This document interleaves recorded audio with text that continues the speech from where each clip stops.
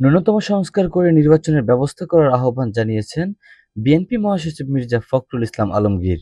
এ সময় তিনি বলেন, দেশে বর্তমান অস্থিরতা নিয়ন্ত্রণ করতে হলে ধৈর্য ধরতে হবে।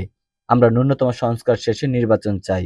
আমরা সবসময় নির্বাচনের কথা বলি, কারণ অনির্বাচিত সরকারের চেয়ে নির্বাচিত সরকারের গ্রহণযোগ্যতা বেশি থাকে। মঙ্গলবার ২১ জানুয়ারি দুপুরে জাতীয় প্রেস ক্লাবে এক আলোচনা সভায় তিনি এসব কথা বলেন। সবাইকে ধৈর্য ধরার আহ্বান জানিয়ে বিএনপি মহাসচিব বলেন, প্রতিদিন দাবি নিয়ে রাস্তায় নামছে হাজারো মানুষ। সবাইকে ধৈর্য ধারণ করতে হবে। অতি বিপ্লবী চিন্তা ভাবনা নিয়ে অস্থিরতা তৈরি করা যাবে না। প্রত্যাশা অনেক থাকলেও আমাদের ধৈর্য নেই। তাই এমন কিছু করব না যাতে করে নৈরাজ্যের সৃষ্টি হয় বলে যোগ করেন বিএনপি মহাসচিব।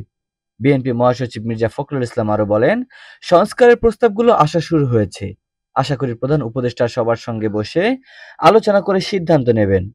নির্বাচিত সরকার ম্যান্ডেট নিয়ে বসবে। জনগণের ভাষাটা বুঝতে হবে সরকারকে। এখনই নির্বাচন চাচ্ছি না, ন্যূনতম সংস্কার শেষে নির্বাচন চাই। আমরা সবসময় নির্বাচনের কথা বলি, কারণ অনির্বাচিত সরকারের চেয়ে নির্বাচিত সরকারের গ্রহণযোগ্যতা অনেক বেশি।